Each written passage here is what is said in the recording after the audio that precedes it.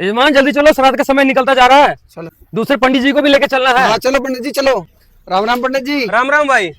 पंडित जी माता जी का श्राद्ध करवाना है। एक पंडित जी तो मिल गए। अच्छा। और आपको भी लेकर चलना रहा। आपने पता ही है कि आपके बिना हमने कभी श्राद्ध करवाए नहीं पंडित जी। भाई हम श्राद्ध में नहीं जा सकते, माफ कर दे भाई। क्यों पंडित जी? भाई शास्त्रों में इतनी बात बता रखी है और आज तक हमने समझ में नहीं आई थी, हमारे तो गलती हो रही है पहले। पंडित जी फिर हमारी दादी के श्राद्ध का क्या होगा? भाई आपके दादी की श्राद्ध की चिंता मैं नहीं कर सकता। अगर मैं ऐसा करूंगा और आपके श्राद्ध जीवने चला गया तो मेरे सारे पुण्य नष्ट हो जाएंगे, मेरे पुण्य चले जाएंगे। ऐसे कैसे पंडित जी, हम श्राद्ध में जाएंगे तो श्राद्ध कैसे संपन्न होंगे? अगर आपने शास्त्र पढ़ लिए ना तो आप भी श्राद्ध में कभी नहीं जाओगे जीवने के लिए। देखो शास्त्रों में क्या बताया है, दिखो दिखो।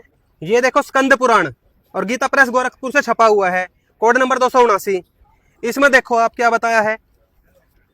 प्रभास खंड में देखो क्या बताया हुआ है। आद्य श्राद्ध एकादश आह श्राद्ध में परान्न भोजन करने पर 3 वर्ष का पुण्य चला जाता है। अगर आप श्राद्ध जीवित हो आद्य श्राद्ध तो 3 वर्ष का पुण्य जाएगा आपका। मासिक श्राद्ध में भोजन करने पर 8 वर्ष का और छमाही श्राद्ध में भोजन करने से आधे वर्ष का पुण्य नष्ट होता है। जो अस्थि संचयन श्राद्ध में दूसरे का अन्न खाता है उसका जन्म भर का पुण्य चला जाता है। आद्य श्राद्ध एकादश आह श्राद्ध में परान्न भोजन करने पर 3 वर्ष का पुण्य चला जाता है।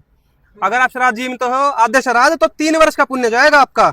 मासिक श्राद्ध में भोजन करने पर 8 वर्ष का और छमाही श्राद्ध में भोजन करने से आधे वर्ष का पुण्य नष्ट होता है। जो अस्थि संचयन श्राद्ध में दूसरे का अन्न खाता है उसका जन्म भर का पुण्य चला जाता है। ये ऐसी शास्त्र विरुद्ध क्रियाएं करके श्राद्ध में जीव के मैं अपना पुण्य क्यों खोऊं? अरे पंडित जी, अब तो मेरे आंख खुल गए। अब मैं किसी के श्राद्ध नहीं जमूंगा। मेरे इसमें तो मेरे पुण्य चले जाएंगे।